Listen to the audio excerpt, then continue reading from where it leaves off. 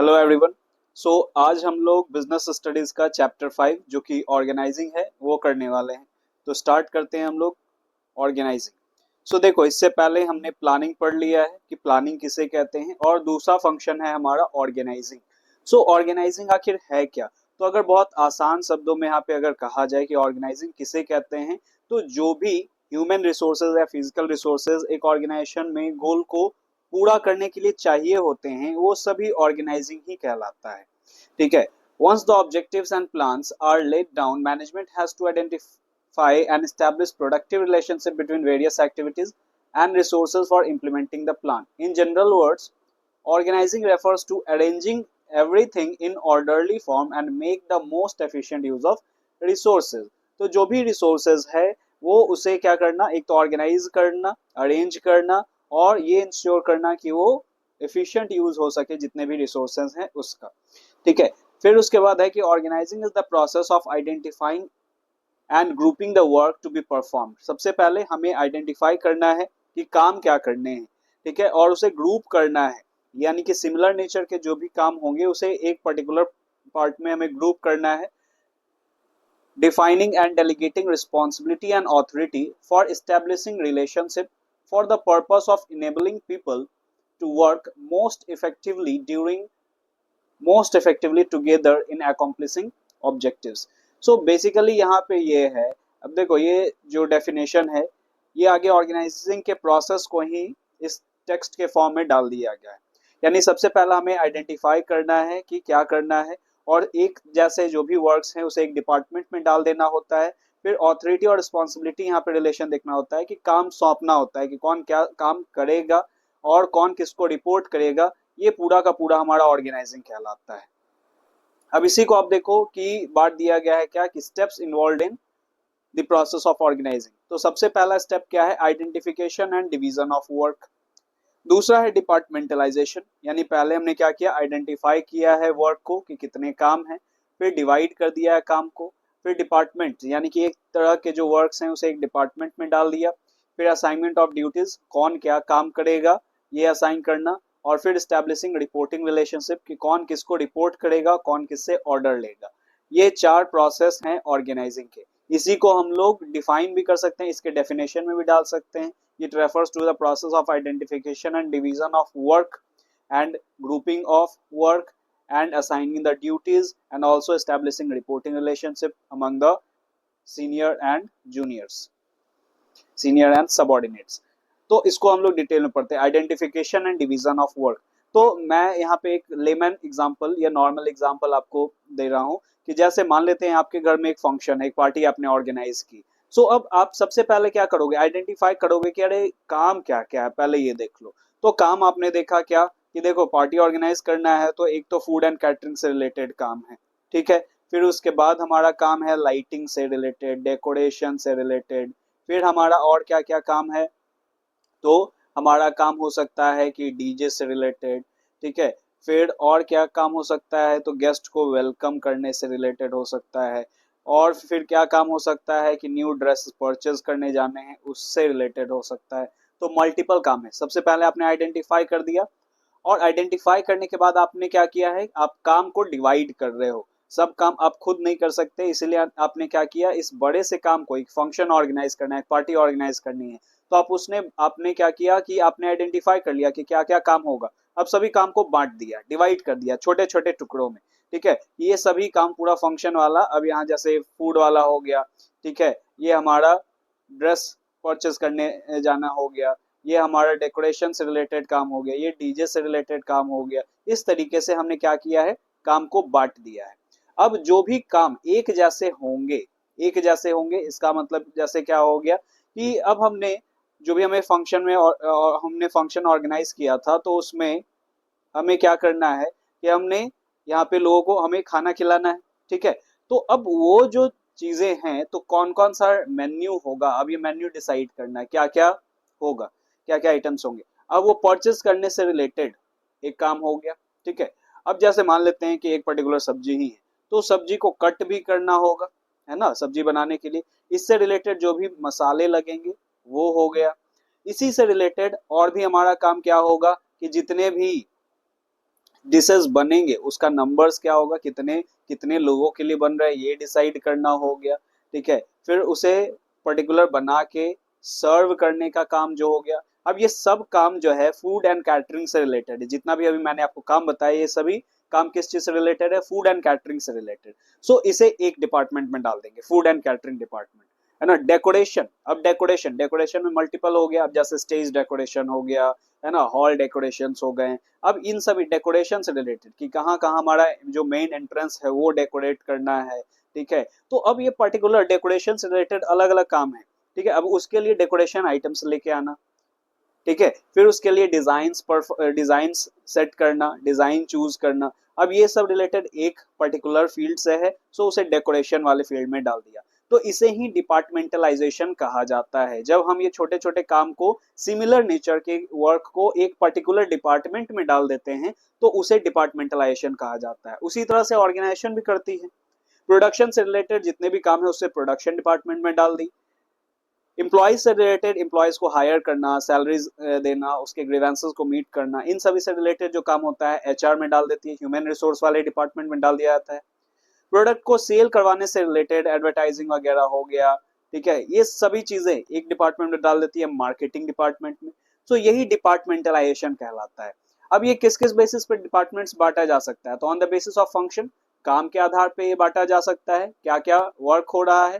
फिर on the basis of type of product manufactured, ये product कितने मैन्युफैक्चर हो रहे हैं। जैसे मान लेते हैं हमारे हमारी जो कंपनी है वो 5 तरह के प्रोडक्ट बनाती है, कॉस्मेटिक बनाती है, वॉचेस बनाती है, फिर उसके बाद मान लेते हैं कि वो सन ग्लासेस बनाती है, उसके बाद मान लेते हैं कि स्टेशनरी आइटम्स बनाती है, उसके बाद मान लेते हैं कि ग्रोसरीज आइटम बनाती है। अब ये 5 हो गया, तो 5 डिपार्टमेंट हो गया। तो अब हम प्रोडक्ट के अकॉर्डिंग बांट दिए हम लोग। फिर on the basis of territory, तो टेरिटरी के अकॉर्डिंग, है ना, जैसे नॉर्थ हो गया, साउथ हो गया, ईस्ट हो गया, वेस्ट हो गया, जोनल हेड्स हो गया, तो हम लोग टेरिटरी के हिसाब से ब्रांचेस ऑफिसर्स को बांट सकते हैं। ये डिपार्टमेंटलाइजेशन हो गया। नेक्स्ट है assignment of duties. Now assignment of duties किसे कहते हैं। सो देखो असाइनमेंट ऑफ ड्यूटीज, अब यहाँ पे क्या हो गया कि अब हमें काम को सौंपना है कि कौन क्या काम करेगा। तो ड्यूटीज असाइन करने का हमें काम करना है कि ये पर्सन ये काम कर देगा, ठीक है। So once the department have been formed, the next step is to assign the work to the employees according to their skill and competencies. So ये बहुत इंपॉर्टेंट है कि ड्यूटीज असाइन करना है, लेकिन ये खास तौर पे हमें ध्यान रखना है स्पेशलाइजेशन का। सो स्पेशलाइजेशन क्या होता है, स्पेशलाइजेशन आपने बहुत बार सुना है। तो स्पेशलाइजेशन हमारा जो टॉपिक है ये आपका फर्स्ट चैप्टर में भी आया था, है ना। तो फर्स्ट चैप्टर में भी आपने पढ़ा स्पेशलाइजेशन। स्पेशलाइजेशन क्या कि जो भी पर्सन जिस फील्ड का है उसे उसी फील्ड का काम सौंपना, ठीक है, जिस फील्ड में वो एक्सपर्ट है उसी को वो काम सौंपना, दैट इज स्पेशलाइजेशन। ऐसे वो स्पेशलाइजेशन यानी और अपने काम में अच्छा हो जाएगा, ठीक है। सो यहाँ पे जो हम लोग काम सौंपेंगे वो अकॉर्डिंग टू देयर स्किल्स, जिस स्किल्स में वो अच्छा होगा उसके अकॉर्डिंग, कॉम्पिटेंसीज के अकॉर्डिंग हम लोग काम को सौंपेंगे। In order to ensure effective performance in an organization, it is essential that balance is created between nature of job and ability of the employees responsible for that job। ठीक है, कि कौन सा काम उसे देना है, क्या उसका एबिलिटी है, उसके आधार पे ही उसे उतना काम सौंपना चाहिए। नेक्स्ट है establishing reporting relationship. Now establishing reporting relationship, इसका मतलब क्या हो गया।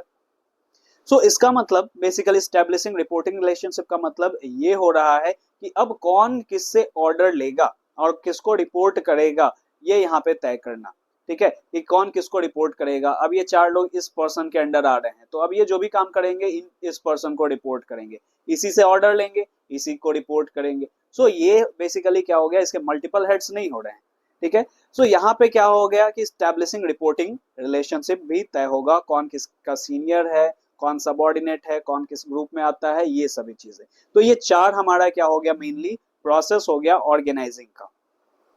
अब आगे बढ़े हम लोग, तो importance of organising. So importance क्या है ऑर्गेनाइजिंग का, सबसे पहला है benefit of specialisation. So specialisation का हमें बेनिफिट मिलता है कि हम क्या कर रहे हैं, जो जिस फील्ड में एक्सपर्ट है, जैसे अभी हम लोग एक फंक्शन वाला एग्जांपल लिए थे, तो जो फूड एंड कैटरिंग में एक्सपर्ट होगा उसको हम लोग टेंडर दे देंगे, ठीक है, कि अब तुम ये सब काम संभालो। जो डेकोरेशन में अच्छा होगा उसे डेकोरेशन वाला काम दे देंगे। सो स्पेशलाइजेशन का फायदा हमें मिलेगा, क्या स्पेशलाइजेशन का फायदा मिलेगा कि अब वो पर्सन क्या हो रहा है कि एक्सपर्ट है उस फील्ड में, जैसे फूड एंड कैटरिंग में एक्सपर्ट है, डेकोरेशन में एक्सपर्ट है, तो कम समय में कम रिसोर्सेज में वो ज्यादा से ज्यादा अच्छा आउटपुट हमें दे सकता है। ये हमारा स्पेशलाइजेशन का फायदा होता है। अगर किसी पर्सन को हर तरह का काम करवाया जाए तो कभी भी वो किसी फील्ड में एक्सपर्ट नहीं हो सकता है। ठीक है, सो एक्सपर्ट होने के लिए एक पर्टिकुलर फील्ड उसे ऑप्ट करना पड़ता है अपने एरिया ऑफ इंटरेस्ट के अकॉर्डिंग, और इसमें ऑर्गेनाइजिंग के अकॉर्डिंगली हमें काम जो सौंपना है वो उसके स्किल के अकॉर्डिंग ही सौंपना है, और उसे एक पर्टिकुलर काम देने हैं कि ताकि वो एक ही काम को करते करते एक्सपर्ट हो जाए उसमें, और ऑर्गेनाइजेशन में एफिशिएंसी बढ़ सके। नेक्स्ट है क्लैरिटी इन वर्किंग रिलेशनशिप, कि किसको रिपोर्ट करना है, किससे यहाँ पे हमें ऑर्डर लेने हैं, ये पूरा क्लियर होना चाहिए। सुपीरियर सबऑर्डिनेट रिलेशनशिप, ये कौन किसका सीनियर है, कौन किससे ऑर्डर लेगा और कौन किसको रिपोर्ट करेगा, ये इसमें पूरा क्लियर होता है, तो काम करने में हमारा आसानी हो जाता है। नेक्स्ट है effective administration. So administration run करने में हमारा काफी मदद मिलता है क्योंकि सब कुछ ऑर्गेनाइज्ड है। ठीक है, सब कुछ एक तरीके से ऑर्गेनाइज्ड है, क्लैरिटी है वर्किंग रिलेशनशिप में यहाँ पे, तो कोई भी तरह का इनएफेक्टिवनेस नहीं यहाँ पे हमें देखने को मिलेगा। Next optimum utilisation of resources, कि पहले हम लोग तय कर ले रहे हैं स्पेशलाइज्ड, फिर काम को हम लोग बांट दिए हैं यहाँ पे, सो ऑप्टिमम यूटिलाइजेशन, रिसोर्सेज का पूरा अच्छा तरह से यूटिलाइजेशन हो सकता है। नेक्स्ट है adoption to change. Adoption to change का मतलब जो चेंजेस आ रहे हैं उसको हम लोग आसानी से अडॉप्ट कर सकते हैं ऑर्गेनाइजिंग के मदद से, क्योंकि ये फ्लेक्सिबल भी होता है। Next important topic that is organisational structure. देखो ऑर्गेनाइजेशनल स्ट्रक्चर बेसिकली क्या है, एक फ्रेमवर्क है जिसमें हमारा काम असाइन होता है। जैसे आप ये समझ लो, एक बिल्डिंग जब बनता है तो हम लोग ब्लूप्रिंट या एक स्ट्रक्चर फॉर्म करते हैं, है ना, कि जैसे बिल्डिंग बनने से पहले हम लोग स्ट्रक्चर फॉर्म करते हैं ना, कि देखो इस तरह का बिल्डिंग रहेगा, है ना, इस तरह का बिल्डिंग ये रहेगा, इतने इसके फ्लोर्स रहेंगे, इसके इतने रूम्स होंगे, ये रूम्स यहाँ पे होगा, ये इस तरह से आएगा, सीढ़ी इधर से जाएगा, ठीक है, एंट्रेंस किस तरफ होंगे, एग्जिट किस तरफ होगा, एक एक चीज का पहले क्या होता है, स्ट्रक्चर बनता है, और उस स्ट्रक्चर के आधार पे फिर बिल्डिंग खड़ी होती है। सो उसी तरह से हमारा ऑर्गेनाइजेशनल स्ट्रक्चर है। ऑर्गेनाइजेशनल स्ट्रक्चर का मतलब क्या हो गया कि अब हमें यहाँ पे काम सौंपना है, काम को करना है, तो हमें स्ट्रक्चर यहाँ पे डिसाइड करने होंगे कि कौन क्या काम करेगा। जैसे मान लेते हैं कि अगर आप एक नया स्कूल खोल रहे हो, ठीक है, एक बिजनेस, इस बिजनेस का हम लोग एग्जांपल लेते हैं कि एक स्कूल आप ओपन कर रहे हो, सो आप उसमें ऑर्गेनाइजेशनल स्ट्रक्चर कैसे रखो, यानी कि काम करने का तरीका क्या क्या होगा। तो आप क्या सोचोगे कि देखो एक स्कूल ओपन कर रहे हैं तो इसमें एक प्रिंसिपल तो होना चाहिए, ठीक है, फिर एक वाइस प्रिंसिपल होना चाहिए, ठीक है, फिर एक इंचार्ज होना चाहिए, ठीक है, फिर उसके बाद और क्या होना चाहिए, सो और इसके बाद फिर टीचर्स होने चाहिए, टीचर्स में भी हमारे पास इतने टीचर्स होने चाहिए इस सब्जेक्ट के, ठीक है, ये सभी स्ट्रक्चर्स आपने फॉर्म किया। फिर क्लासेस होने चाहिए, क्लासेस के भी स्ट्रक्चर्स आप फॉर्म कर लिए कि एक सेक्शन में इतने बेंचेस लगेंगे, एक क्लास में इतने बेंचेस लगेंगे, फिर लैब होना चाहिए, computer lab, science lab, math lab, इन सभी का भी ऑर्गेनाइजेशन, फिर रिसोर्स रूम होना चाहिए, फिर मेडिकल, यहाँ पे मेडिकल का भी जो बेनिफिट है, यानी कि यहाँ पे अब मेडिकल रूम भी एक होना चाहिए। इस तरीके से आप क्या कर रहे हो, या आप अपने एक ऑर्गेनाइजेशन को एक स्ट्रक्चर में बांध रहे हो। आपने ये सोचा ऐसा ऐसा होना चाहिए। अभी अपॉइंटमेंट का बात स्टाफिंग में होता है कि प्रिंसिपल अपॉइंट करना है, वाइस प्रिंसिपल, इंचार्ज, टीचर्स, या अपॉइंटमेंट का काम स्टाफिंग में है। लेकिन अभी हम लोग एक ढांचा बना रहे हैं, कि स्ट्रक्चर बना रहे हैं, स्ट्रक्चर फॉर्म कर रहे हैं कि कौन क्या काम करेगा, ठीक है। सो ये ऑर्गेनाइजेशनल स्ट्रक्चर से हमारा ये सभी चीजें पता चलती है। It seeks to establish relation among the persons working in an organisation. Under the organisational structure various post are created to perform different activities of the attainment of objective. अभी post define हो रहा है, अभी एक structure form हो रहा है यहाँ पे। So organisational structure can be defined as a framework within which managerial and operating task are performed. ये हो गया हमारा ऑर्गेनाइजेशनल स्ट्रक्चर का मीनिंग। इसमें एक छोटा सा टॉपिक है span of management. Span of management का मतलब क्या है कि span of management refers to number of subordinates that can effectively managed by a superior, यानी एक सुपीरियर कितने सारे सबऑर्डिनेट्स को हैंडल कर सकता है, ठीक है, वो अपने अंडर कितने सबऑर्डिनेट्स को हैंडल कर सकता है, इसे हम लोग स्पैन ऑफ मैनेजमेंट कहते हैं। जैसे एक टीचर अपने अंडर कितने स्टूडेंट्स को हैंडल कर सकता है ना, ये उसका स्पैन ऑफ मैनेजमेंट हो जाएगा। तो यहाँ ऑर्गेनाइजेशन में एक सुपीरियर जो है वो अपने अंडर कितने सबऑर्डिनेट को इफेक्टिवली, यहाँ पे बात है इफेक्टिवली मैनेज कर सकता है, हैंडल कर सकता है। The span of management is to a large extent gives shape to the organizational structure this determines the level of management in the structure. ठीक है, तो ये इससे ये भी पता चलता है कि अब एक ऑर्गेनाइजेशन में जैसे मान लेते हैं एक मैनेजर के अंदर, है ना, एक मैनेजर के अंदर 10 स्टाफ होने चाहिए, 10 को इफेक्टिवली हैंडल कर सकता है। अब वहाँ 20 हो जाए तो उसे हैंडल करने में, मैनेज करने में, ऑपरेट करने में बहुत प्रॉब्लम आएगी। तो ये पहले तय होता है कि इफेक्टिवली कौन सा ये मैनेज हो सकता है। फिर है टाइप्स ऑफ ऑर्गेनाइजेशनल स्ट्रक्चर। तो दो तरह के ऑर्गेनाइजेशनल स्ट्रक्चर होते हैं, फंक्शनल स्ट्रक्चर और एक डिविजनल स्ट्रक्चर। वैसे और भी तरह के होते हैं, लेकिन क्लास 12th के बेसिस पे आपको सिर्फ यही दो पढ़ने। अब यहाँ पे आ जाते हैं functional structure. So functional structure किसे कहेंगे? देखो, फंक्शनल स्ट्रक्चर में स्ट्रक्चर क्या हो रहा है कि आप ये समझ गए एक फ्रेमवर्क बनाया जा रहा है। तो जब भी हम लोग फंक्शंस के आधार पे, यानी कि काम क्या करना है उसके आधार पे हम ऑर्गेनाइजेशन को बांट देते हैं, तो उसे फंक्शनल स्ट्रक्चर कहा जाता है। For example, all the jobs related to production are grouped under production department, sales department, ऐसे। जैसे अब यहाँ पे हमने क्या किया, सो ऑर्गेनाइजिंग के प्रोसेस में हमें क्या करना था, ऑर्गेनाइजिंग के प्रोसेस में हमें बांटना था, डिवीजन ऑफ वर्क करना था, तो हमने काम को बांट दिया ऑर्गेनाइजिंग में। सो ऑर्गेनाइजेशन में हमने काम को बांट दिया, जो ह्यूमन रिसोर्स वाला डिपार्टमेंट है उसका काम क्या होगा, मार्केटिंग का क्या होगा, फिर रिसर्च एंड डेवलपमेंट, परचेजिंग। जैसे प्रोडक्शन से रिलेटेड जो काम होगा उसको प्रोडक्शन डिपार्टमेंट में डाल दिया, मार्केटिंग से रिलेटेड जो काम होगा वो मार्केटिंग डिपार्टमेंट में डाल दिया गया, एम्प्लॉय से रिलेटेड जो काम होगा ह्यूमन रिसोर्स में डाल दिया गया, रिसर्च से रिलेटेड रिसर्च एंड डेवलपमेंट में डाल दिया गया, परचेजिंग से रिलेटेड परचेजिंग या प्रोडक्शन डिपार्टमेंट में डाल दिया गया। तो ये फंक्शंस के आधार पे, काम के आधार पे बांट दिया गया ऑर्गेनाइजेशन को, सो इसे फंक्शनल स्ट्रक्चर कहते हैं। सुटेबल कहाँ है ये? तो large organisations producing one line of product. One line of product, line of product का मतलब क्या है, एक तरह के प्रोडक्ट वो बना रही है। जैसे मान लेते हैं अगर स्टेशनरी, तो अभी स्टेशनरी जितने भी है बस स्टेशनरी, उसमें कॉस्मेटिक्स, उसमें गारमेंट्स, ये सभी नहीं आएगा, सिर्फ one line of product, one line हो गया स्टेशनरी, है ना। जैसे इलेक्ट्रॉनिक्स तो ये एक अलग लाइन हो गया, कॉस्मेटिक ये अलग लाइन हो गया। तो यहाँ पे सब सिर्फ सिंगल लाइन का बात किया जा रहा है, वन लाइन ऑफ प्रोडक्ट, वहां पे ये सुटेबल होगा। So organizations which require high degree of functional specialization with diversified activities, ठीक है। So diversified activities, जो activities अलग अलग तरह का कर रही है, वैसे ऑर्गेनाइजेशन में फंक्शनल स्ट्रक्चर का काफी यूटिलाइजेशन है। फिर यहाँ पे देखो फंक्शनल स्ट्रक्चर का फायदा क्या है, स्पेशलाइजेशन। अब जो ह्यूमन रिसोर्स के फील्ड में, यानी कि एम्प्लॉयज हैंडलिंग में बहुत अच्छा है, सो उसे ह्यूमन रिसोर्स वाले काम में हम लोग डाल दिए या उस डिपार्टमेंट में डाल दिए। सो स्पेशलाइजेशन का में फायदा होगा। जैसे मान लेते हैं कि आप अपने ऑर्गेनाइजेशन में सेल्स को बढ़ाना चाहते हो, ठीक है, आप सेल्स को बढ़ाना चाहते हो, तो आपने एक मैनेजर को हायर किया, उसका एक्सपीरियंस जो है वो लास्ट 20 ईयर से वो सर्व कर रहा है दूसरे ऑर्गेनाइजेशन में, और वहां पे वो सेल्स हेड था, ठीक है, सेल्स हेड था, या सेल्स मैनेजर आप कह लो। सो सीनियर सेल्स हेड या सीनियर सेल्स मैनेजर था, इसको आइडिया है बिजनेस का, मार्केटिंग का। सो अब ये क्या कर रहा है कि आप इसको हायर कर लिए, 20 ईयर्स का इसके पास एक्सपीरियंस है, एक ही तरह के काम को कर रहा है, अलग अलग तरह के काम को नहीं कर रहा है। जैसे अगर मैं अकाउंट्स पढ़ा रहा हूँ इतने सालों से, तो मुझे अकाउंट्स का ज्यादा यहाँ पे जानकारी है, बिजनेस स्टडीज पढ़ा रहा हूँ तो बिजनेस स्टडीज का जानकारी है, इकोनॉमिक्स पढ़ा रहा हूँ तो इकोनॉमिक्स का जानकारी है, यानी कॉमर्स में तीनों सब्जेक्ट्स में हैंडल कर रहा हूँ पिछले कुछ सालों से, पिछले करीबन 9 साल से, ठीक है। सो 9 ईयर्स से मैं जब ये पढ़ा रहा हूँ, क्योंकि 2016 से ही मैं पढ़ा रहा हूँ।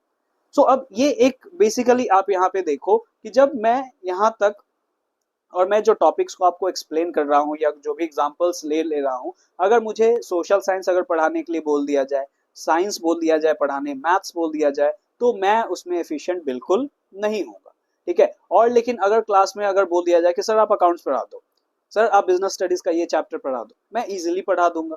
Why? Because I have experience. So I have experience of online, online का तो मुझे ज्यादा एक्सपीरियंस नहीं है, लेकिन ऑफलाइन का काफी एक्सपीरियंस है ना। ऑनलाइन में तो, ऑनलाइन तो हमारा पिछले ही साल जो स्टार्ट हुआ है, सो उसके अकॉर्डिंग ही हमने यहाँ पे किया है। कोरोना के टाइम में भी मैंने एक चैनल बनाया था, लेकिन वो ज्यादा सक्सेस नहीं किया और उसमें मैंने काम भी ज्यादा नहीं किया था, सो इसीलिए उसको ड्रॉप कर दिया। फिर से पिछले साल मैंने इसको बनाया, तो लेकिन एक फील्ड से जुड़ा हुआ हूँ कि कॉमर्स से ही जुड़ा हुआ हूँ।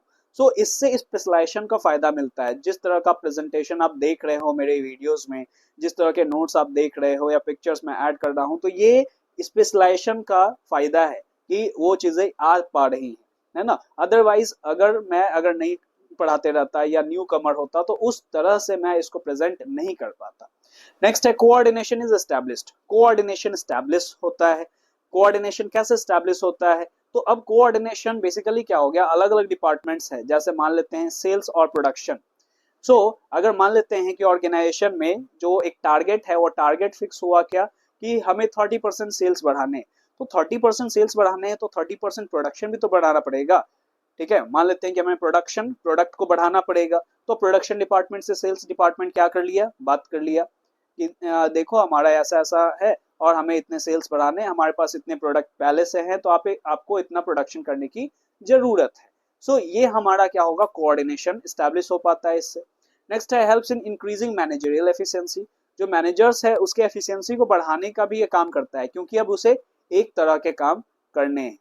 मिनिमाइजेस कॉस्ट, हर एक डिपार्टमेंट अपना अपना काम देख रहा है यहाँ पे और उस फील्ड में वो एक्सपर्ट है, तो इसके वजह से वो कॉस्ट को भी कम कर सकता है।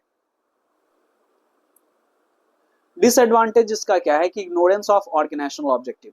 कई बार ऐसा भी दिखता है कि यहाँ पे क्या हो गया कि जो डिपार्टमेंट है वो सिर्फ अपना ही सोचते हैं।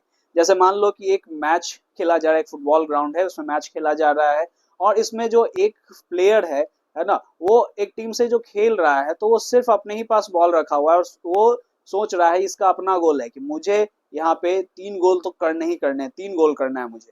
अब बॉल मेरे ही पास रहेगा, मैं पास नहीं करूंगा, अपने अपने टीममेट्स को भी पास नहीं करूंगा। अब यहाँ पे क्या हो गया, ऑर्गेनाइजेशनल ऑब्जेक्टिव, यानी कि टीम को जिताना मेन है, आपका गोल मेन नहीं है। यहाँ पे गोल कोई भी ज्यादा कर ले, लेकिन आपको यहाँ पे क्या करना है, आप कर लो कोई बात नहीं है, लेकिन आप अननेसेसरली अपने ऑब्जेक्टिव के बारे में ही सिर्फ सोचोगे, so that is not fair.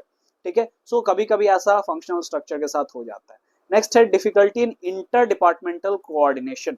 सो अब देखो, एक तो मैंने बोला कि फेवर में भी, यानी कि उसमें मेरिट्स में भी ये चीज था और डीमेरिट्स में भी आ रहा है। तो डीमेरिट्स में किस तरह का आना है, देखो हर पर्सन जो है अपने अपने फील्ड में एक्सपर्ट है और अपने फील्ड का ज्यादा नॉलेज उसको रहता है।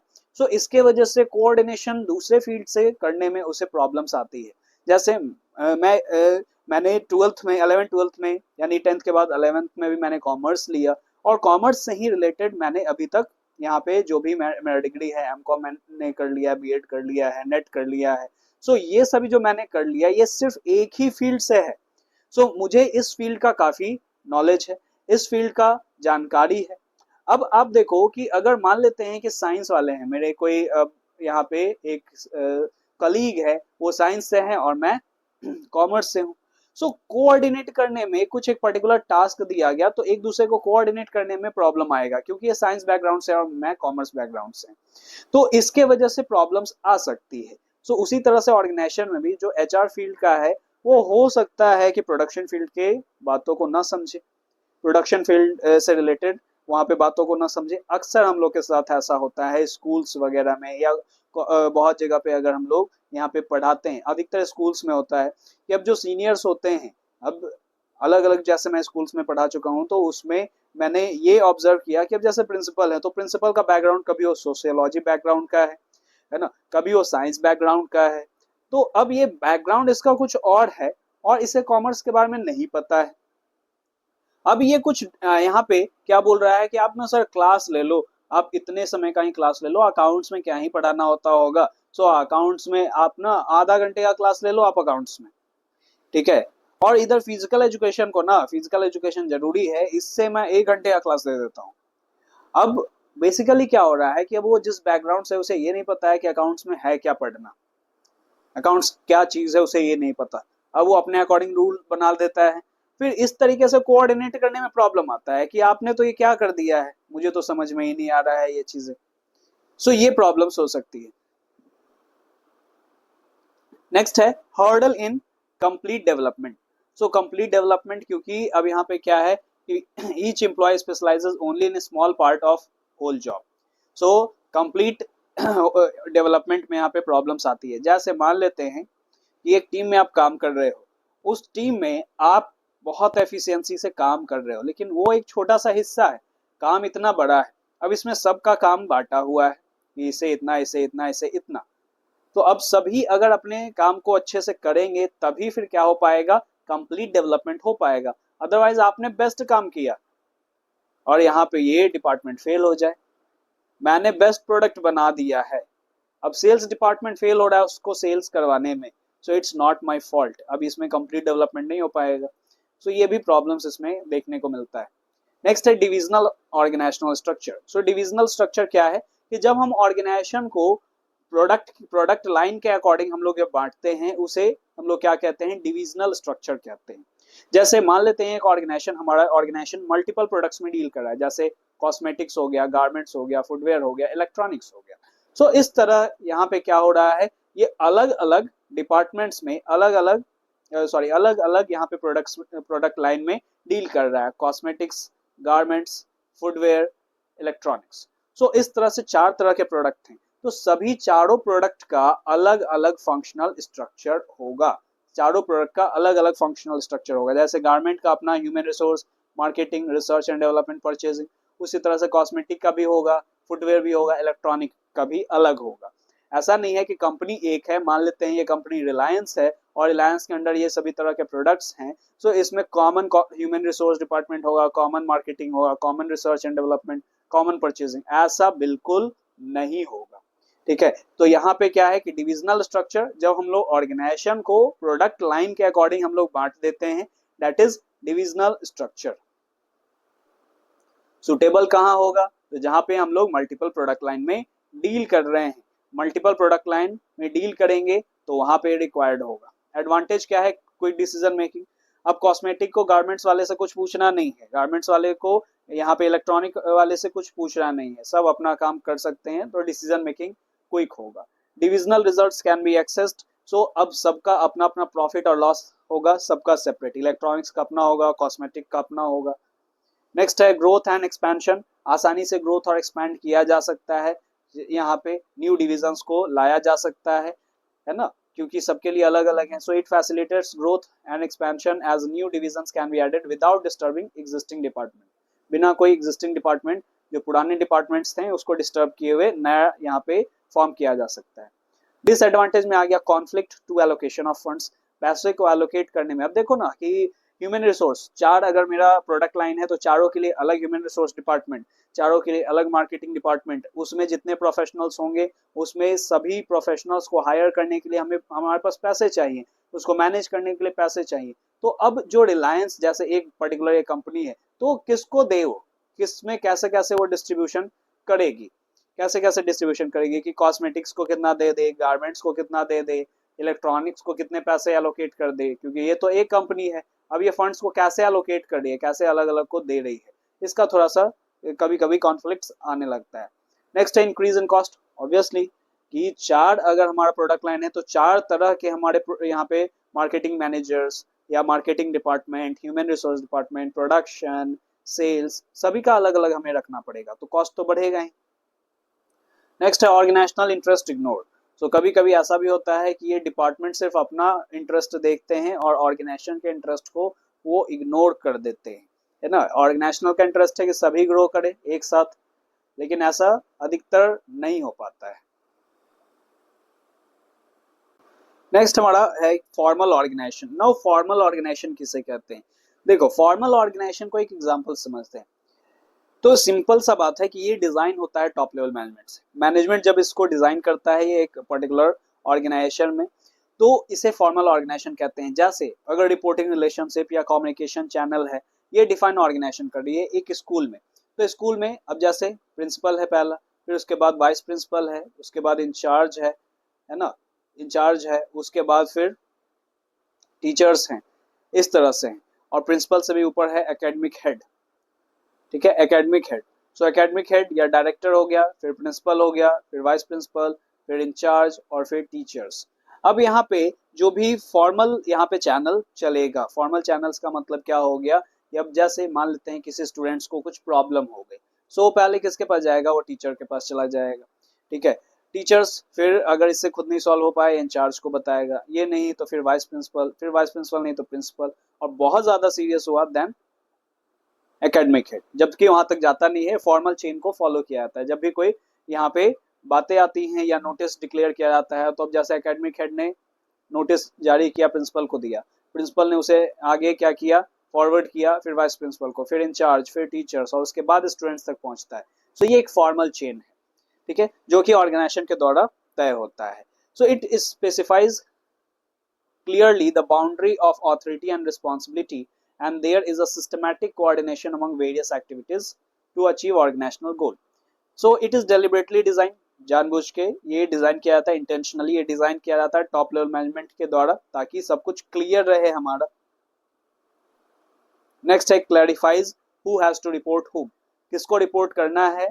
सो ये हमारा क्लियरिफाई होता है। It means to achieve objectives, it is means to achieve objective, कैसे हम ऑब्जेक्टिव्स को अचीव कर सकते हैं। तो एक फॉर्मल वे है, हर एक चीज का एक फॉर्मल वे है, उसके अकॉर्डिंग यहाँ पे होगा। कोई लिबरल नहीं लेगा इन चीजों को, इन बातों को सीरियस लेगा जब वो फॉर्मल होता है। तो नेक्स्ट है coordinates the efforts of various department, अलग अलग डिपार्टमेंट्स को ये कोऑर्डिनेट करता है, उनके एफर्ट्स को एक साथ लेके आता है। It places emphasis on work to be perform, कि क्या काम करने हैं उस पे ये मेन यहाँ पे क्या करता है, फोर्स करता है, एम्फेसाइज करता है कि क्या क्या काम को करना है, ये ध्यान देता है। Communication takes place through scalar chain, तो अभी जो मैंने बताया वो स्केलर चेन ही था, जो अभी पूरा बताया है कि एकेडमिक हेड हो गया, फिर उसके बाद कौन हो गया, प्रिंसिपल हो गया, फिर वाइस प्रिंसिपल, फिर उसके बाद टीचर, उसके बाद इंचार्ज, उसके बाद टीचर्स, फिर स्टूडेंट्स। तो leadership is virtue of this position, ये मेन क्वालिटीज का क्या है, लीडरशिप। एडवांटेजेस का क्या क्या है। सो देखो एडवांटेजेस में easier to fix responsibilities, formal organisation में जो होता है कि पहले से सब तय है, सब ब्लूप्रिंट पहले से यहाँ पे आया हुआ है हमारे पास, तो उसके अकॉर्डिंग अब रिस्पॉन्सिबिलिटीज तय करना आसान हो जाता है। अब जैसे मान लेते हैं कि साइंस डिपार्टमेंट है, साइंस लैब ऑर्गेनाइज करवाने हैं, तो अब साइंस लैब ऑर्गेनाइज करवाने हैं, तो अब जो साइंस टीचर मान लेते हैं उसी में अगर हमारा केमिस्ट्री लैब, केमिस्ट्री का सर्टेन एक्सपेरिमेंट्स करवाना है, तो केमिस्ट्री के टीचर को सीधा बोल देंगे, तो फॉर्मल तरीका हो गया। फिर उसके बाद नो एम्बिग्यूटी इन रोल, है ना, रोल में कोई कंफ्यूजन नहीं होता है, ये क्लियर है हमारा। यूनिटी ऑफ कमांड कि कौन किसको ऑर्डर देगा, ये हमारा क्लियर है। नेक्स्ट है procedural delays. So a formal chain को फॉलो करने में डिले काफी होता है, और ये अधिकतर आपको दिखेगा ना बड़े बड़े ऑर्गेनाइजेशंस में, या फिर आपको गवर्नमेंट ऑर्गेनाइजेशंस में ये चीजें आम दिखेगी कि प्रोसीजर में काफी डिले हो जाता है। जो काम, अब जैसे हमें एक बल्ब चेंज करना है, तो अब सबसे जाके अप्रूवल लो, वो पहले जाके वहाँ सीनियर से अप्रूवल लेगा, वो 4 आदमी को यहाँ पे बताएगा, है ना, उसके बाद फिर आगे चल के अप्रूव होगा कि हाँ बल्ब चेंज करना है, इतना फंड इसको दे दो। अब वो साइन वाइन करके उसके बाद फिर वो अकाउंटेंट के पास जाएगा, उसको अप्रूव करेगा, फिर वो साइन करके देगा, फिर उसके बाद फंड निकाल के देगा, फिर उसके बाद जाएगा सामान और आएगा। तो इसमें अब कितना दिक्कत हो गया, एक बल्ब चेंज करने के लिए इतना बड़ा प्रोसीजर। तो ऐसा होता है बड़े बड़े ऑर्गेनाइजेशंस में, ऐसा हो जाता है कि ये जैसे मान लेते हैं बिल्डिंग पेंट करवाना है, उसके लिए भी ऐसा होगा, ठीक है। सो प्रोसीड्यूरल डिलेज होता है क्योंकि स्केलर चेन को फॉलो किया जा रहा है इसमें। नेक्स्ट है inadequate recognition to creative talents, जो भी क्रिएटिव टैलेंट्स है उसे यहाँ पे रिकॉग्निशन नहीं मिलता है, नहीं मिल पाता है, क्योंकि अब ऊपर से जो तय हुआ, मान लेते हैं प्रिंसिपल ने तय कर दिया है, एक पर्टिकुलर प्रिंसिपल ने या डायरेक्टर ने यहाँ पे रूटीन बना दिया कि ऐसा ऐसा रूटीन देखो होना चाहिए। अब यहाँ पे बोला जा रहा है जो क्रिएटिव टैलेंट है, आज के यंगस्टर्स हैं, वो जान रहे हैं कि किस तरह से पढ़ाना है, क्या करने हैं, ठीक है। सो टीचर्स नो मोर और वेल देन द जो नॉन टीचिंग जो स्टाफ्स हैं या मेंबर्स हैं, उनसे तो ज्यादा ही जानता है टीचर्स। सो अब यहाँ पे बात क्या है कि अगर ऐसा कुछ आया, सो अब जो यहाँ पे क्रिएटिव टैलेंट है वो बोला जा रहा है कि आप ऐसा भी काम कर सकते हो, ऐसा जरूरी नहीं इस तरह का रूटीन और ये करना, आप ऐसे भी काम कर सकते हो, आपको बता दे रहा है। अब नहीं, जो ऊपर से आया है वही होगा, है ना, जो ऊपर बोला गया, जो राजा महाराजा द्वारा बोला गया है वही, अब तुम बीच में कुछ नहीं बोलोगे, ऐसा हो जाता है। तो अब इसका कोई फायदा नहीं, क्रिएटिव टैलेंट्स को इग्नोर फिर किया जाता है। Next time emphasis on work only, काम पे सिर्फ यहाँ पे ध्यान देना है, formal work only, official works only, ठीक है। और वो भी ऑफिशियल वर्क्स भी होंगे, वो प्रॉपर फॉर्मेट्स में फॉर्मल तरीके से ही होंगे। ये हो गया आपका formal organisation. Now informal organisation, informal organisation just उसका ऑपोजिट है। जैसे फॉर्मल ऑर्गेनाइजेशन कैसे बना, तो फॉर्मल ऑर्गेनाइजेशन को बनाया किसने, मैनेजमेंट ने बनाया है, अपने जो भी ऑपरेशंस है उसको स्मूथ रन करने के लिए वो बनाया है। इनफॉर्मल ऑर्गेनाइजेशन जो है वो क्रिएट होता है फॉर्मल ऑर्गेनाइजेशन से। वो क्यों क्रिएट होता है, तो वो हमारे इमोशनल नीड्स के वजह से, हमारे पर्सनल नीड्स के वजह से वो क्रिएट होता है। जैसे स्कूल में, स्कूल का ही अगर मैं बात कर रहा हूँ यहाँ पे, क्योंकि मैं वहीं पे अधिकतर मैंने काम किया है। सो अब जैसे स्कूल्स में जो कलीग्स है, ठीक है, अब ऐसे टीचर्स तो वो हो गए फॉर्मल, है ना, कि सबका एक स्पेसिफिक टीचर है। सो किसी को अगर एक दूसरे से अगर जानकारी किसी चीज का चाहिए तो फॉर्मल तरीके से वो जानकारी ले ले। लेकिन अब ये क्या हो जाते हैं कि फ्रेंड्स भी बनते हैं, है ना, फ्रेंड्स बनते हैं। सो अब ये ऑफिशियली इनका अपना अपना काम है ऑर्गेनाइजेशन में, लेकिन इनफॉर्मली ये फ्रेंड भी बन जाते हैं और फिर ये बाहर भी मिलते हैं, है ना, फंक्शंस वगैरह में एक दूसरे को इनवाइट करते हैं अपने घर के फंक्शंस में, है ना, एक दूसरे के साथ वो घूमने फिरने भी चले जाते हैं। तो ये इनफॉर्मल हो गया, ये आउट ऑफ द ऑर्गेनाइजेशन है। ये कहीं कोई ऐसा नहीं मेंशन किया हुआ है कि आपको ऐसा करना होगा, ये आउट ऑफ सोशल नीड्स है, ये हमारा सोशल नीड है। ये सोशल नीड की वजह से हम लोग ये क्या होता है, हम लोग इनफॉर्मल ऑर्गेनाइजेशंस क्रिएट करते हैं। तो ये इंटेंशनली नहीं होता है, ये ऑटोमेटिकली हो जाता है, ठीक है। It originates from within the formal organization. It emerges spontaneously and not deliberately created by management. ये भी हो गया। The standard of behavior evolve from group norms. So group के अकॉर्डिंग उनका स्टैंडर्ड और बिहेवियर तय होता है। सबका अपना अपना ग्रुप भी हो जाता है, बहुत ऑर्गेनाइजेशंस में अब अपना अपना सबका ग्रुप होता है। तो जो जिस ग्रुप में रहता है वो उसके अकॉर्डिंग उनका, अब यहाँ पे रूल्स तो नहीं कह सकते हैं, जो भी वहाँ पे एक्टिविटीज है, बिहेवियर्स है, वो ग्रुप के अकॉर्डिंग उनका तय होता है। Independent channel of communication are develop. तो यहाँ पे कोई डिपेंडेंट नहीं है कि ए को बी को बताना है, बी को सी को डी को, ऐसे ए डी को भी बता सकता है, सी ए को भी बता सकता है, बी ए को या डी को, किसी को भी बता सकता है, कोई भी नहीं। इसे इसीलिए ग्रेप वाइन भी कहा जाता है, ग्रेप वाइन नेटवर्क भी कहा जाता है, ठीक है। फिर उसके बाद यहाँ पे आप देखो कि it has no definite structure and form, कोई स्ट्रक्चर नहीं है इसका। Authority arises out of personal qualities के हिसाब से ऑथोरिटीज अराइज होता है, ठीक है, फॉर्मल क्वालिटीज के हिसाब से नहीं। नेक्स्ट एडवांटेज क्या है, फास्ट कम्युनिकेशन, है ना, तुरंत इसका पता चल जाएगा कि स्कूल में अब क्या हो गया, ये नोटिस आया कि कल छुट्टी है। अब कल छुट्टी वाला नोटिस वो अचानक से अभी ग्राउंड फ्लोर पे ही नोटिस घूम रहा है, लेकिन वो थर्ड फ्लोर पे कैसे पता चल जाता है लोगों को, अभी आश्चर्य वाली बात है ना, कि अब कोई स्टूडेंट नीचे गया, देखा कि अरे नीचे क्लास में नोटिस सुनाया जा रहा था, अब वो ऊपर गया, ऊपर किसी को भी बता दिया कि अरे कल छुट्टी है, ठीक है। अब ये इस तरीके से क्या हो गया, बट गया, अब कहाँ कहाँ इन्फॉर्मेशन, अब क्लास में जैसे ही नोटिस आया स्टूडेंट्स बोलने लगते हैं कल छुट्टी है। सो अब ये कैसे फॉर्म होता है, ये फास्ट कम्युनिकेशन, फास्ट, सबसे फास्ट। फॉर्मल तरीके से उसको लाने में कितना समय लगता है, इनफॉर्मल में तुरंत फैल जाता है, ठीक है। Social needs, fulfil social need, हमारा सोशल नीड है, हमारा एक अर्ज है कि हम कम्युनिकेट करना चाहते हैं लोगों के साथ, एक सेंस ऑफ बिलोंगिंगनेस होता है। आप जैसे फ्रेंड आपको चाहिए अपने लाइफ में, आपको चाहिए कि कोई सुनने वाला हो। अब जैसे ऑर्गेनाइजेशन में ही अपने वर्कलोड तो सबका अपना अपना है, अब इसी वर्कलोड को आपस में बात करके कम कर लेते हैं, मतलब आपस में बात कर लिए कि देखो ऐसा ऐसा प्रॉब्लम्स हो रहा है, अपना दुख भी कम कर लिए। तो ये सोशल नीड है कि हमें, सबसे मेन चीजें हैं कि हमें लोग चाहिए, है ना। अब हमें लोग किस लिए चाहिए, तो हमें लोग बात करने के लिए चाहिए, अपने इमोशंस को शेयर करने के लिए चाहिए हमें लोग। तो ये सोशल नीड्स हो जाता है। सो ये फुलफिल होता है इनफॉर्मल ऑर्गेनाइजेशन से। Quick solution of the problem, problem का तुरंत सॉल्यूशन यहाँ पे निकल जाता है, ठीक है, बिना कोई हेजिटेशन से हम क्या कर सकते हैं यहाँ पे। अब जैसे ये आपने देखा भी होगा कि आप टीचर्स से अगर मान लेते हैं कोई प्रॉब्लम है और डाउट है, तो आप टीचर से आप पूछना चाहोगे, लेकिन बहुत हिचकिचाहट होती है, हेजिटेशन होते रहता है। अब पता नहीं वो क्यों होता है, अगर उतना ज्यादा टीचर्स अगर फ्रेंडली नहीं है, या फिर एक सेंस ऑफ फियर भी एक तरह का होता है, ये हेजिटेशन होता है, फ्रेंडली होने के बावजूद भी वो कुछ ऐसा होता है कि स्टूडेंट्स टीचर्स को नहीं बोल पाते हैं, लेकिन वही फ्रेंड को आसानी से बता देते हैं वो चीजें, वो बातें आसानी से फ्रेंड्स को बता देते हैं। सो यहाँ पे सॉल्यूशन भी आसानी से यहाँ पे मिलने लगता है हमें, कि क्विक सॉल्यूशन, क्योंकि हेजिटेशन के बिना हमने बता दिया। आप वही काम टीचर को करोगे तो टीचर्स, अगर वो इंटरेस्टेड होगा, अच्छे टीचर होंगे, तो जरूर आपका प्रॉब्लम्स को सॉल्व करना चाहेंगे। सो क्विक सॉल्यूशन मिल जाता है कि मुझे ऐसा लग रहा था, ये हो रहा था, वो हो रहा था, तो अगर पता चल गया कि अरे देखो ऐसा ऐसा है, ऐसा ज्यादा कुछ प्रॉब्लम नहीं है इसमें, ठीक है। सो ये अधिकतर आपको होगा ना, जब जॉब वगैरह ज्वाइन करोगे, आपको रूल्स एंड रेगुलेशन समझाई जाएगी अथॉरिटी से। अब आप क्या करोगे, आपको ये है कि छुट्टी कैसे मिलता है, अब ये छुट्टी का क्या यहाँ पे रूल रेगुलेशन है, तो ये फॉर्मल तरीके से आपको नहीं पता चल पाएगा। फिर आप क्विक सॉल्यूशन कैसे हुआ, कि आप जहाँ पे बैठे हुए, आपको जहाँ पे केबिन है बगल में है और कोई है, तो उससे आपने पूछ लिया कि अच्छा बताओ कि यहाँ पे छुट्टी कैसे मिलता है, छुट्टी डायरेक्ट ले सकते हैं, कैजुअल ले सकते हैं, या कुछ ऐसा ऐसा भी चीज़ है। अब वो सब बात आपको बता देगा कि ऐसा ऐसा बात है, ये चीज़ें। तो ये इनफॉर्मल से ज़्यादा हो जाती हैं ये चीज़ें। नेक्स्ट है डिसएडवांटेज में रेजिस्टेंस टू चेंज।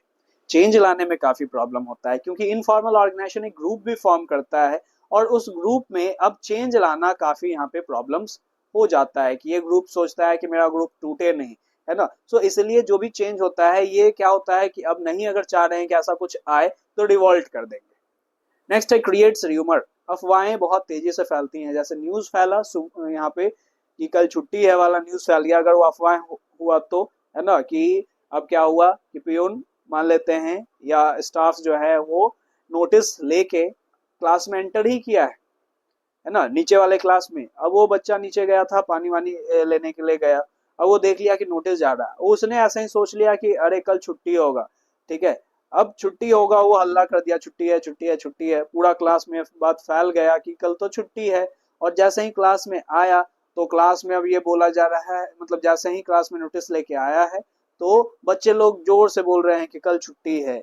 और उसके बाद टीचर पढ़ रहा है, बोला है कल छुट्टी नहीं है बच्चे, है ना, कल आप लोगों का टेस्ट है। अब बच्चे शौक, ये क्या है कि ऐसा कैसे हो गया। सो र्यूमर्स भी क्रिएट हो जाते हैं।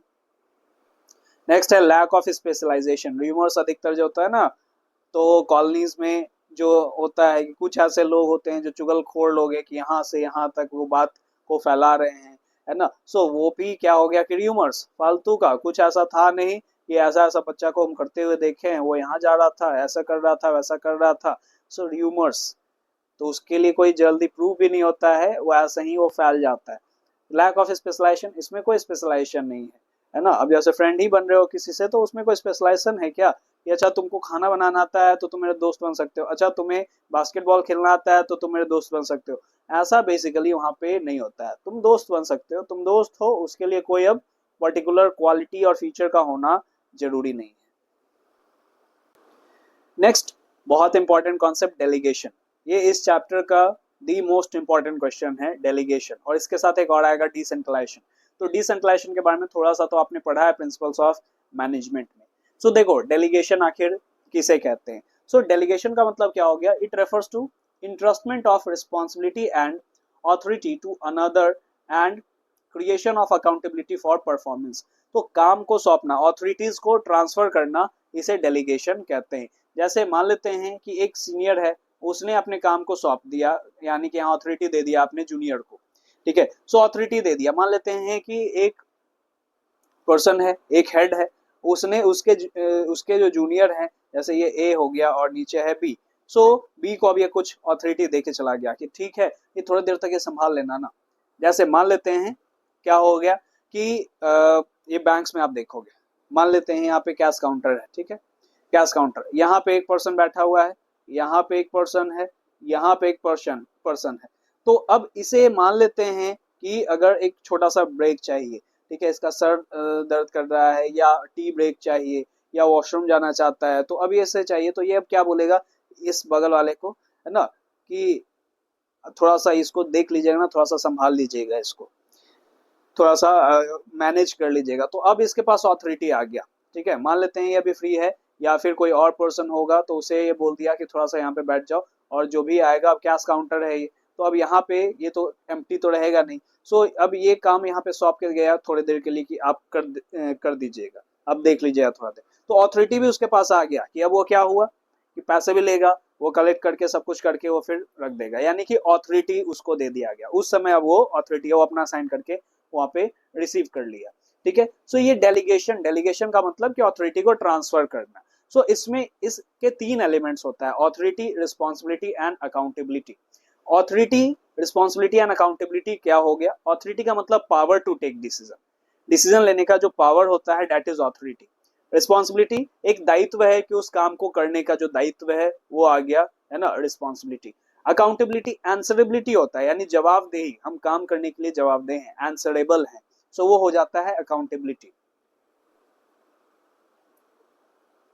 सो सबसे पहला हमारा आया ऑथोरिटी। सो ऑथोरिटी में क्या है, so authority the power of taking decision. So decision लेने का जो पावर है वो हो गया authority. In order to guide the activities of others, authority is that power which influence the conduct of others. Authority refers to right of an individual to command his subordinates and right to take action decisions within the limit of his position. ठीक है, यानी अपने दायरे में रह के वो decision ले सकता है। ठीक है, तो उसका भी एक सर्टेन लिमिटेशन होगा, दायरा होगा कि उस उतने में ही वो जो चाहे अपना डिसीजन ले सकता है। ये हो गया ऑथोरिटी। फिर उसके बाद it arises from established scalar chain which links the various job position and levels of organization. So scalar chain के थ्रू होता है, जैसे आप वहां पे देखते थे ए है, उसके बाद बी है, उसके बाद सी है, डी है, इस तरह से। तो यहाँ पे हर एक का ऑथोरिटी अपना फिक्स होगा। जैसे मान लेते हैं ए ने कुछ ऑथोरिटी डेलीगेट कर दिया है इसको बी को, ठीक है, अब बी अपने ही एरिया में इतना डिसीजन मेकिंग कर सकता है, उससे ज्यादा वो डिसीजन नहीं ले सकता है। Authority flows from top to bottom, तो ऑब्वियस बात है कि सुपीरियर्स जो होंगे, सीनियर जो होंगे, वही क्या करेंगे, वही ऑर्डर देंगे। तो ये टॉप टू बॉटम फ्लो करता है, ऊपर से ऑर्डर आएगा नीचे, from superior to subordinate. Authority should be accompanied with an equal amount of responsibility. तो यहाँ पे क्या है, ऑथोरिटी के साथ साथ इक्वल रिस्पॉन्सिबिलिटी भी होता है। ये आपको जो पावर है, जैसे पावर आया तो पावर के साथ साथ रिस्पॉन्सिबिलिटी भी आएगा। फिर delegating the authority to someone else doesn't imply escaping from accountability. अगर आप मान लेते हैं, जैसे वहां पे अभी मैंने आपको बताया कि ये 3 केबिन था, इसमें ये पर्सन को थोड़ा सा ब्रेक लेना था, ठीक है, और ये क्या किया, कुछ समय के लिए काम सौंप के इसको चला गया। अब यहाँ पे मान लेते हैं ये भी क्या हुआ कि इसको भी कुछ काम आ गया, अचानक से कॉल आ गया, वो कॉल देखने चला गया, तो अभी इसके केबिन को भी नहीं देख पाया।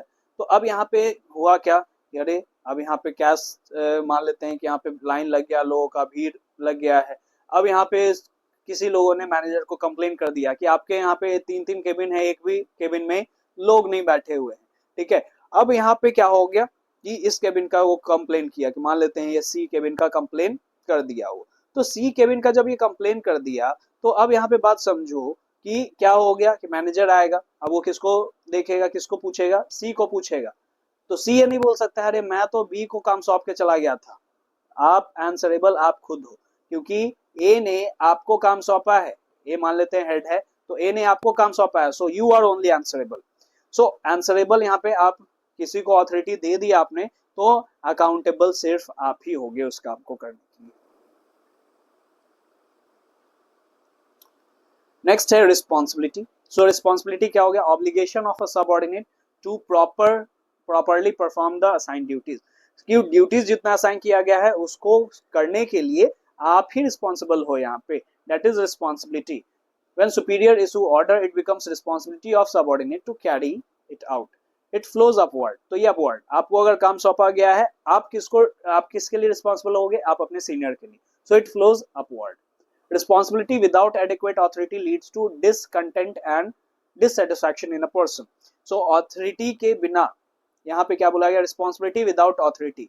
तो रिस्पॉन्सिबिलिटी बस दे दिया गया और ऑथोरिटी नहीं दिया गया, तो फिर क्या होगा, वर्कलोड बढ़ेगा, है ना, सही से काम नहीं होगा, है ना, और फिर डिससेटिस्फैक्शन होगा, वो काम नहीं करेगा पर्टिकुलरली अच्छे ढंग से।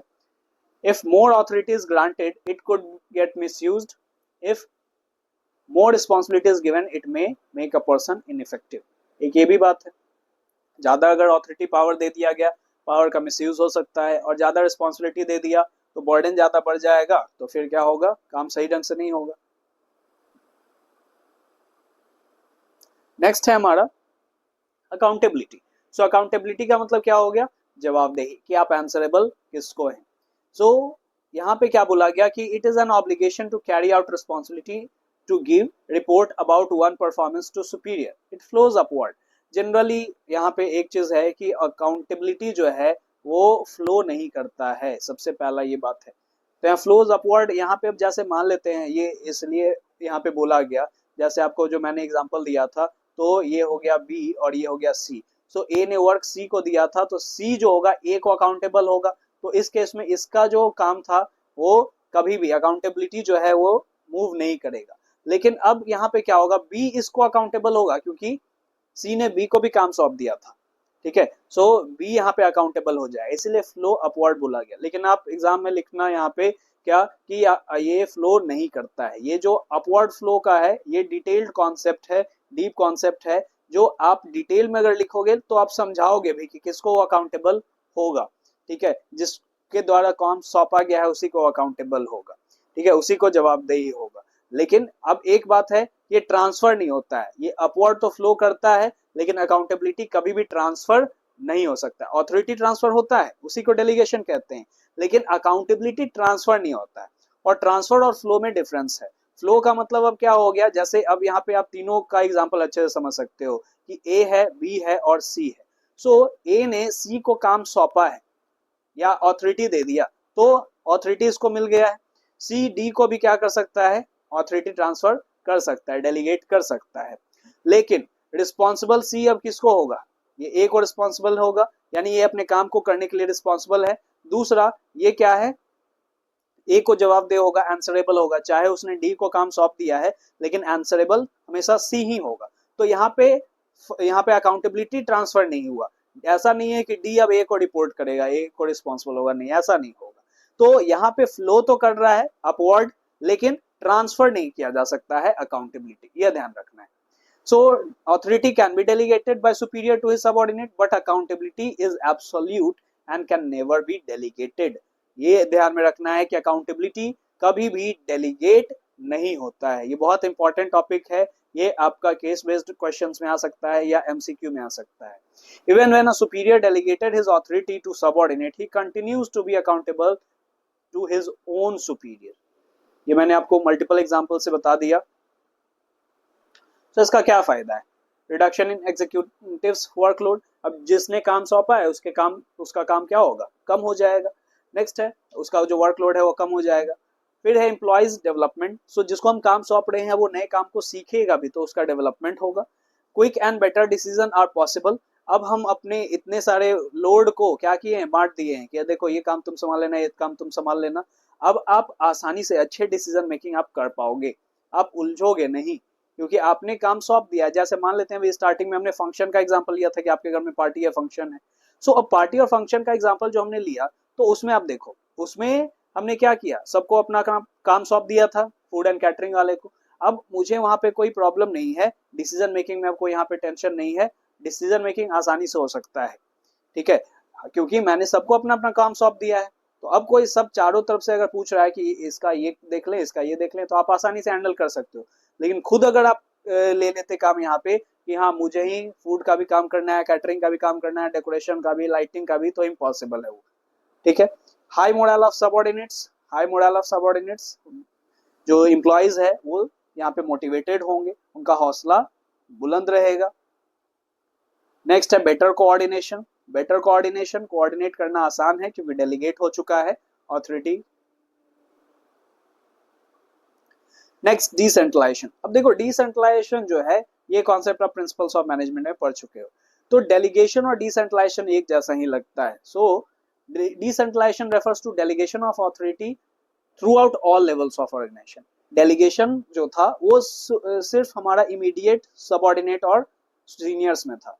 सो सुपीरियर और सबऑर्डिनेट, जैसे ए और बी हो गया, तो ए ने कुछ ऑथोरिटी बी को दे दिया, ये डेलीगेशन है। लेकिन थ्रू आउट द ऑर्गेनाइजेशन, पूरे ऑर्गेनाइजेशन में एक पूरा प्रॉपर सेटअप है, ए बी सी डी, सी के आगे कौन है ना, सी के अंडर कितने हैं, बी के अंडर कितने हैं, ए के अंडर कितने हैं, ये सभी चीजें। तो थ्रू आउट द ऑर्गेनाइजेशन जब वो ऑथोरिटी और रिस्पॉन्सिबिलिटी बटा रहेगा, ऑथोरिटी बटा रहेगा, तो वो क्या हो जाता है, डिसेंट्रलाइजेशन हो जाता है।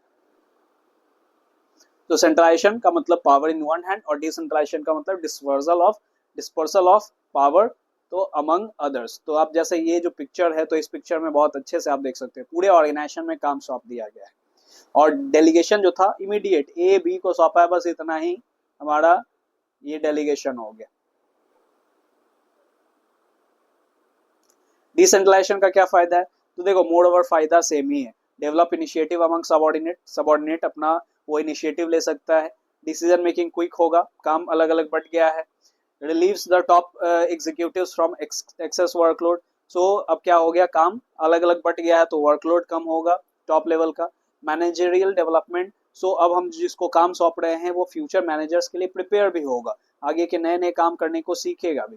बेटर कंट्रोल लगाना आसान हो जाता है, क्योंकि अब हम आसानी से देख सकते हैं। जैसे आप फंक्शन ऑर्गेनाइज कर रहे थे तो आप प्रॉपर चेक लगा सकते हो कि डेकोरेशन का काम ठीक हो रहा है कि नहीं हो रहा है, फूड एंड कैटरिंग का डिपार्टमेंट ठीक चल रहा है कि नहीं चल रहा है, लाइटिंग सब सही है या नहीं है, सब आप घूम फिर के आप देख सकते हो और अब कंट्रोल अच्छे ढंग से लगा सकते हो, क्योंकि काम आपने सौंप दिया है, बांट दिया है। सो इसी दोनों में अब डिफरेंस क्या हो गया। सो देखो डिफरेंस में हमारा क्या है, डेलीगेशन, तो ये तो पहला मीनिंग हो गया, मीनिंग हमने देख लिया है। Nature, an individual cannot perform all the functions on his own, thus delegation is essential, decentralisation is optional. तो अब यहाँ पे है कि डेलीगेशन तो होगा ही होगा, है ना, एक जो पर्सन है वो खुद हर एक काम नहीं कर सकता है तो वो सामने वाले को दे दिया, लेकिन पूरा ऑर्गेनाइजेशन में ऐसा ही होगा, ऐसा कोई जरूरी नहीं है। सो डिसेंट्रलाइजेशन ऑप्शनल हो जाता है और डेलीगेशन कंपलसरी हो जाता है। डेलीगेशन क्या करता है, it reduce the workload of manager, और यहाँ पे डिसेंट्रलाइजेशन क्या है, to provide more autonomy to subordinate in performing task. Autonomy का मतलब हो गया फ्रीडम। सो जो सुपीरियर्स हैं वो क्या किए, काम सौंप दिए सबऑर्डिनेट्स को, सबऑर्डिनेट अब फ्री है कि ठीक है मेरा दायरा तय कर दिया गया, इतने में तो मैं आसानी से अपना डिसीजन ले सकता हूँ और काम करने का छूट भी है। फ्रीडम ऑफ एक्शन, तो subordinate have to act on the basis of authority given to them by their superior, और यहाँ पे क्या है, subordinate are given more freedom for decision making. यहाँ पे क्या है, the process of delegation is followed to share task, यहाँ पे क्या है, it is the outcome of policy decision. So इस तरह से आपके कुछ है यहाँ पे, जैसे स्कोप में है, it is a narrow scope, delegation A और बी ऐसे हो रहे थे, लेकिन ये क्या है, ये वाइडर स्कोप है थ्रू आउट द ऑर्गेनाइजेशन। फिर grant of authority, authority is given temporarily to complete assigned task, तो यहाँ पे काम अभी टेम्पोरली दिया गया है, लेकिन डिसेंट्रलाइजेशन में काम परमानेंटली दे दिया जाता है।